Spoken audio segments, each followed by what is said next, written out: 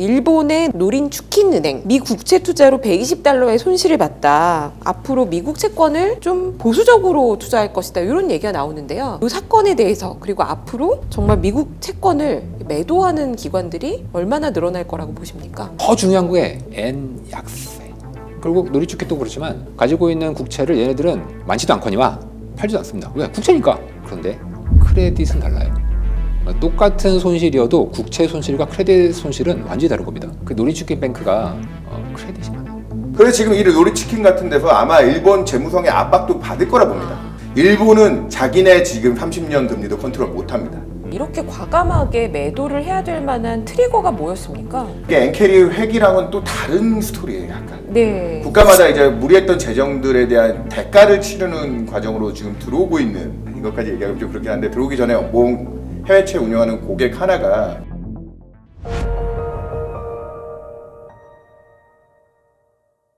국채금리를 중요하게 시장에서 보지 않습니까? 블룸버그에서는 미국 10년물 국채 수익률이 4.5%가 뉴 노멀이다. 이렇게 이제 보고서를 발표를 했습니다. 4.5에 대한 레벨에 대해서는 어떻게 보십니까? 그 블룸버그 이코노믹스가 올해 해방의 날 전후 미국 10년 전망치 어떻게 내놨는지 혹시 기억 안 나시죠? 모릅니다. 예, 네. 저는 늘 관찰하고 있으니까 네. 그때는 올해 연말에 3%대 진입하는 걸로 해놨었어요. 그리고 네. 내년까지도 3% 중반 타겟으로 잡아놨다가 최근에 관세 충격과 인플레 딜레이 되고 그러면서 의견을 꺾을 때 좀 공격적으로 꺾고 재정에 대한 부담을 조금 더 높게 반영을 했는데 저는 아까도 얘기드렸지만 OBBA가 통과해서 10년간의 재정 적자 3조 4천억 달러 적지는 않지만 일단은 우리 시장은 제일 두려워하는 게 불확실성이 클 때잖아요, 사실은. 4월 달에는 뭐 중국이 미국채를 매도한다. 5월 달에 아까 얘기했던 그 확대 감세 법안이 그때 관세 수입이 많이 들어올 거니까 10년간 뭐 5조 달러 이상 감세를 해주겠다. 뭐 이런 노이즈가 있었을 때는 조금 더 리스크를 크게 반영했는데 이번에 그 정도 합의를 봤으면 저는 전체적인 채권 시장의 공급에 대한 뭐 우려라든지 이런 부분도 좀 일부 잡혔다라고 봅니다. 일부 잡혔다고 보고 있고 그래서 블룸버그에서 4.5 뉴 노멀을 얘기하는데 그건 올해 아마 통화정책 스탠스도 아마 블룸버그 이코노미스트가 올해 한 번 인하를 하느냐 마느냐 쪽으로 이제 톤다운이 확 된 걸로 알아요. 이번에 관세 리스크까지 감안하면서. 근데 저희는 아까도 얘기했지만 시장 컨센 2번만 인하를 그대로 인정해줘도 어제 미국 10년 종가가 4.2대잖아요. 그럼 앞으로 한 분기 내에 한 번 정도는 당연히 인하해서 4.25 정도까지는 간다라는 걸 거의 확신하고 머물고 있는 영역이라 보고 있고요. 그리고 2번 정도 반영해서 4% 상단까지 떨어진다고 하면 와인 아시죠? 왜냐면 내년까지 미국 금리 인하가 끝났다라고 선언할 정도가 아니니까요. 왜냐면 미국 중립 금리는 롱거런으로도 3%대 정도. 그래서 저도 내년까지 미국이 대단하게 도비시하게 저는 침체를 보고 있는 상황은 아니니까 거기까지는 안 가도 지금 금리가 분명히 경제에 스트레스를 주는 파월이 아무리 물가 때문에 조금은 톤다운하고 있지만 분명히 지금 적절히 제약적인 수준이라는 그 부분은 인정을 하고 있는 거거든요. 미국이 실질로 2% 성장하는 나라고 물가도 2% 타겟인 나라인데 명목으로 3%대 성장이 나오면 양호한 그 성장을 하는 나라인데 금리가 여전히 4%대 머문다. 그거는 비용적인 측면에서 엄청 스트레스가 큰 거죠. 그래서 저는 블룸버그가 그동안 다른 하우스보다 블룸버그 이코노미스트가 조금 아래쪽에 대한 콜을 세게 한 편이었어요. 근데 미국 자료들, 리포트들 보면은 저는 오히려 이제 제가 미국에 안 살고 있기 때문에 작년 12월 달에 올해 3번 인하 뷰를 요번 7월 FOMC까지 유지했거든요. 네. 한 번도 안 바꾸고 저희 이코노미스트랑 잘 합의 봐서 전 좀 애널리스트는 북이 있는 사람이 아니기 때문에 자기가 끌고 왔던 논거들이 완전히 깨지기 전까지는 좀 유연성을 가져야 되지만 그 유연성을 운용하는 분들이나 뭐 그런 분들 직접 투자자들이 조금 더 저희보다 민감도를 높게 가져가는 거고 저희는 좀 그런 기조를 지켜줘야 된다고 보는데 그 아이비들 평가 보면 그 꺾을 때 너무 확실히 꺾더라. 그래서 뉴 노멀 4.5를 얘기한다. 이미 지금 현재 시장은 또 나중에 틀릴지언정 물가 때문에도 뒤에서 어떻게 될지 모르겠지만 지금 7월 고용 하나만 가지고도 또 꿈을 가지고 있죠. 올해 2번 정도는 낮춰줄 거야. 그래서 저는 미국 10년 금리는 4% 중반 수준 유지하는 건 여전히 미국 금리가 높은 수준의 싼 채권 가격으로는 싼 영역이다. 그렇게 계속 보고 있습니다. 제가 네. 들으면서 두 분의 말씀을 들으면서 어떤 느낌을 받았냐면요. 미국에 계시는 블룸버그 애널리스트보다 이 두 분이 더 뛰어나신 것 같다는 생각을 좀 합니다. 그럼요. 예. 네, 지금 10년물 국채금리 4.5는 너무 높다라고 의견을 주셨는데 문 팀장님께서는 계속 그 말씀을 해오셨어요. 뭐 너무 높다라고 하셨죠. 그래서 국채 사라고 하셨는데 네. 또 아까 시청자분께서는 조심스럽지만 네. 형 나 어떡해요라는 네. 댓글이 달렸습니다. 미국 국채 수익률이 지금 좋은 구간은 아니지 않습니까? 그러면 미국 국채 주식 대신에 사실 주식이 훨씬 좋은데 그래도 그냥 그 뷰를 유지하십니까? 미국 주식 말고 국채를 그냥 가져가는 게 맞다. 이렇게 보십니까? 아 주식 말고요? 네. 주식 해야지. 아 그런가요? 국채를 왜? 아 미국 국채 아닌가요? 아니 자세히 해보세요. 네. 국채 하는 사람이 연수익률 몇 프로 보고 들어갈 것 같습니까? 뭐 한 4%, 5%. 아, 그 레버리지 빼고. 네. 그 아까 어떻게 하는 레버리지 같은데?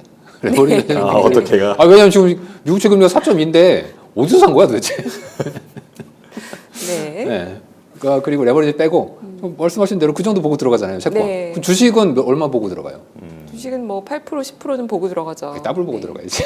아 더블이요. 더블. 네, 더블. 역시 스케일이 다르십니다. 아, 예, 더블. 그래서 저는 이건 성격이 다른 겁니다. 근데 그럼에도 불구하고 이제 미국 10년물 같은 걸 투자하시는 분들은 만기 수익률도 보지만 중간에 국채 금리가 4.5에서 뭐 4 또는 3 이렇게 뚝뚝뚝 떨어지면 자본 차익으로 수익을 얻을 거라고 기대하지 않았습니까? 자본 차익은 내년. 아, 아직 그럼 제가 갖고 아까 얘기했잖아요. 있어도 네. 지표가 나빠져도 바로 반응 안 해. 괴리가 계속 나다가 나중에 어떻게 이게 합쳐지는지 알아요?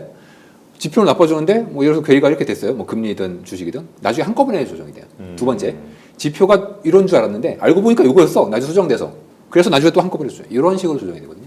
그래서 자본 차익보다는 지금은 그냥 캐리 관점에서 접근을 하시는 게 당분간은 좋다. 그리고 아까 블룸버그 이코노믹스 같은 데가 얘기하는 게 뭐 4.5% 그게 지금 컨센서스일 거예요. 대부분 그렇게 생각해. 그럼 너무 좋지. 높은 금리 뭐 계속 싼 값격을 만들어 주는 거잖아요. 그럼 난 계속 왜냐면 지금 30년짜리 가서 5% 30년 동안 매년 5% 달러 왜 안 사? 그러니까 정파 입장에서는 네. 저기 이제 이렇게 나중에 여건을 반영한다고 하지만 제가 드는 생각은 일단은 나쁜 경기 지표들 여건들 보면 아까도 그래서 제가 굳이 지난 2년간의 미국의 성장률 컨센서스와 올해와 내년 성장 컨셉을 보여주는데 파이가 줄면 그래서 연준의 정책 기대가 필요한 거고 그 정책 기대에 대한 민감도는 채권 시장이 전 높다고 봐요 원래. 그래서 채권이라는 게 주식하는 분들한테 비용처럼 생각하거든요. 네. 돈을 차입하는 데 들어가는 비용이죠. 그러면 그 비용에 대한 여건들이 완화하고 그래서 금리가 낮을 때 경기 유동성 장이라고 하고 기업들이 좋아하는 거잖아요 사실은. 그래서 저는 침체가 온다면 문 팀장님이 한 얘기가 맞는 것 같습니다. 그런 과정이 한 번에 와르르기 올 것 같습니다. 그러면 진짜 트럼프가 원하든 원하지 않든 1%대 금리를 보게 될 겁니다. 근데 저는 지금 내년까지 그런 침체를 단언하지 못한다면 채권 먼저 이제 통화 정책에 대한 기대들이 지금 고용이라든지 물가에 대한 우려를 덜어내고 고용에 대한 적응적인 과정에서 채권 금리들이 안정화되면서 채권에 이제 그 싼 채권이 금리가 떨어지면서 가격이 비싸져야 주식시장에서는 코스트를 낮추면서 오히려 주식시장에서 또 끌고 갈 수 있는 힘을 줄 수가 있다. 올해 미국 증시가 마이너스 20%를 딛고 지금 신고가를 경신한다고 하지만 YTD로 얼마입니까? 이제 겨우 7%도 아직 못 올랐어요. 네. 그러니까 이게 저는 드는 게 올해 그러니까 미국은 지금 이미 S&P 500이 M7 7개가 시가총액의 40%를 설명하는데 나머지 493개 종목이 거의 비슷한 그 규모로 움직이고 있잖아요. 그럼 미국이 종목장이에요. 여기 투자자분들도 대부분 미국 주식 한다고 하시면 모르는 종목 뭐 아까 제가 뭐 이름 몇 개 거론했지만 그 이외에 아주 뭐 엣지 있는 종목들을 하십니까? 미국 주식시장은 지난 3년간 그렇게 왔거든요. 그래서 저는 드는 생각은 뭐냐면 지금 올해 정책 기조는 제가 아까 자꾸 연준의 시간 하반기에 그 금리 인하에 대한 중요도를 얘기한 게 채권에서 먼저 어느 정도 이 경제에 대한 전체적인 스트레스 텐션 그러니까 제약적이라는 단어를 파월 의장이 쓰는 게 금리는 충분히 지금 경제 부담 요인이에요. 트럼프가 저렇게 난리칠 정도로. 그럼 그렇게까지 뭐 인위적으로 빼면은 또 자산 가격 버블이 일어나고 그건 아닌데 적응적으로 먼저 좀 떨어뜨려 놓은 다음에 저는 그래야지 미국 증시에 대한 추가적인 룸이 생긴다. 미국 증시가 그냥 그 기대만 가지고 먼저 올라놓고 금리는 하나도 안 떨어지는데 그 주가만 먼저 막 간다. 그러면 경기가 좋아야죠. 파이가 커져야죠. 작년이나 재작년처럼. 저는 그래서 올해 뒷단에 연준의 역할이 그래서 중요하다고 자꾸 얘기 드리는 겁니다. 그거 보니까 문 팀장님은 그 금리나 올해 몇 번 할 건지 그걸 안 여쭤본 것 같네요. 미국이요? 어떻게 보십니까? 네. 뭐 한두 번 하겠죠. 조금 더 그래도 조금 더 구체적으로. 파워는 안 내릴 거라니까. 네. 한두 번? 네, 파워는 안 내릴 거예요. 올해는 한두 번 하고 내년에는 얼마나 내려야 된다고 보십니까? 그냥 내년에 내려야 되냐? 네. 300bp 내려야지. 300bp요. 트럼프네요. 1%대 가야 된다. 트럼프를 안 좋아한다고 트럼프 싫어한다고 하셨는데. 하고는 많이 통해요. 아니 트럼프가 저 상당히. 보고서에 읽은 거야. 근데 근데 제가 보고서에 막 300bp 이런 얘기는 안 하지만 네. 미국의 그러니까 중요한 건 원인입니다. 금리를 몇 퍼센트 내려야 되느냐가 중요한 게 아니고 왜 내려야 되느냐. 아까 블룸버그도 4.5가 뉴노멀이라면 그건 둘째치고 왜 4.5냐 이게 중요한 거지 않습니까? 그러면은 제가 볼 때는 왜 미국의 경제가 최근 코로나 이후에 그렇게 뛰어난 성과를 보였느냐? 1차적으로는 예전에 뿌렸던 거대한 현금 살포. 두 번째는 대규모 일자리 공석. 이게 이민으로 나타나죠. 두 가지가 다 사라졌습니다. 그렇다면 다시 돌아가는 거 아닌가? 라고 생각하는 게 저는 당연해 보여요. 저는. 근데 뭐 저는 소수 의견인 거고 이제 많은 분들은 이제 뭐 부채가 뭐 이제 걷잡을 수 없고 미국 정부에 그리고 이제 AI 투자를 이제 어마어마하게 할 거고 그러니까 이제 금리는 높아야 되고 그렇게 얘기들을 하시는데 저는 경제사를 좀 나름 공부해본 입장에서 그런 경우를 잘 본 적이 없습니다. 그렇다면 돌아간다고? 다시 저금리 시대로 돌아간다. 그렇게 얘기하면 좀 네. 급진적이죠. 물론 저의 마음은 그렇지만. 아까 뭐 300bp 네. 말씀하시더니. 근데 1%대 가면 다시 저금리 시대로 간다는 건데. 뭐 그런 건데 그 내년일지 내후년일지는 뭐 알기는 어려울 것 같지만 뭐 결국은 내려가지 않겠는가. 그럼 요걸 좀 여쭤볼게요. 작년까지만 해도 미국 국채 금리가 튀면 뭐 4.7 뭐 이렇게 넘어가면 증시가 조정을 받았지 않습니까? 근데 네. 요즘에는 좀 금리 튀는 걸 그렇게 큰 걱정을 안 하고 있는 것 같아요. 네. 그리고 미국 국채 매도에 대해서도 누가 매도한다 이런 얘기 뭐 크게 걱정 안 하는 분위기 있는데 다시 최근에 요 얘기가 나왔죠. 일본의 노린추킨 은행 네. 맞죠? 미 국채 투자로 120달러의 손실을 봤다. 앞으로 미국 채권을 좀 보수적으로 투자할 것이다. 이런 얘기가 나오는데요. 이 사건에 대해서 그리고 앞으로 정말 미국 채권을 매도하는 기관들이 얼마나 늘어날 거라고 보십니까? 없습니다. 없습니까? 네. 미국은 계속 위대한 겁니까? 아니, 미국이 위대한 게 아니고 국채가 위대한 거죠. 국채가요. 국채가 미국은 네. 위대하지 않지만 미 국채는 위대하죠. 노리춘킨 뱅크 같은 경우에는 이제 정부의 입김이 많이 작용하는 농민들, 농민은행 같은 거죠. 농민들의 돈을 조합 비슷하게 이제 받아서 그걸로 이제 운영을 해서 돌려주는 식인데 일본은 저금리고 더 중요한 게 N 약세. 일본의 저금리가 중요한 게 N 약세. 그럼 노린추킨 뱅크 같은 경우에는 돈은 많은데 일본이 뭐 원래 그래요. 그 은행만 그런 게 아니라 원래 일본의 구조가 자국 내에서는 대출 수요가 많지 않고 금리도 낮고 그러면은 거기에다 N도 약하네. 그럼 해외로 나가야죠. 네. 해외로 나가는데 우리가 굉장히 이제 오해를 하시는 게 일본의 금융기관들이 미국채를 많이 들고 있다. 이번에 노린추킨 뱅크도 나왔지만 자본금의 대비가 얼마 안 돼요. 그 노린추킨 뱅크 같이 일본의 민간이 미국채를 많이 들고 있다는데 일본의 민간은 미국채를 많이 들고 있지 않습니다. 일본의 정부가 많이 들고 있어요. 정부가 들고 미국채를. 그래서 많은 분들이 엔켈이 깨지면은 미국채 팔 거예요. 금리 올라. 뭐 인정해. 오를 수 있어. 뭐 시장이 그렇게 생각한다니까. 그렇죠. 근데 실제로 무관해. 왜냐면 민간은 뭐 정부가 엔캐리 하지 않았을 거 아니에요. 민간이 엔캐리를 하고 있는데 그 민간 엔캐리 자금이 미국채를 사지 않았다니까요. 그러니까 뭐 엔캐리 청산 때문에 금리가 오른다. 뭐 인정합니다. 제가 그걸 뭐 틀렸다 얘기하는 거 아니에요. 하지만 결과적으로는 다시 돌아오게 돼 있어. 진실을 아는 사람 입장에서는 땡큐죠. 왜냐면은 바보들이 막 금리 튀게 할 거니까 그때 쌀 때 나는 어차피 민간이랑 엔캐리랑 관련 없는데 결국 노리주켓도 그렇지만 가지고 있는 국채를 얘네들은 많지도 않거니와 팔지도 않습니다. 왜? 국채니까. 그런데 크레딧은 달라요. 똑같은 손실이어도 국채 손실과 크레딧 손실은 완전히 다른 겁니다. 국채 손실은 기다리면 돌아와. 미국채? 그냥 돌아오면 나중에 돌아와. 중요한 건 크레딧에. 그 노리주택뱅크가 크레딧이 많아요. 북미 크레딧. 근데 그거는 지금 이 뉴스가 지금 왜 지금 떴는지 모르겠지만 이거는 평가손이 아니고 실제 손실이라는 겁니까? 매각해서 손실이 그러니까 난 제가 건가요? 지금 문팀장이 얘기하는 거에서 지금 조금 그냥 하나 네. 그냥 정리하고 가는 게 아까 규모가 얼마 안 크다고 했는데 이 뉴스플로우에서 나온 게 1,200억 달러예요. 아, 그러니까 120억 달러가 120억 아니고요? 달러는 손실 금액. 아, 예. 네. 매각한 금액이 지금 미국채 매도해서 처분한 금액이 1,200억 달러. 아. 네. 일본이 전체적으로 미국채 보유하고 있는 잔고가 1조 1,000억 달러.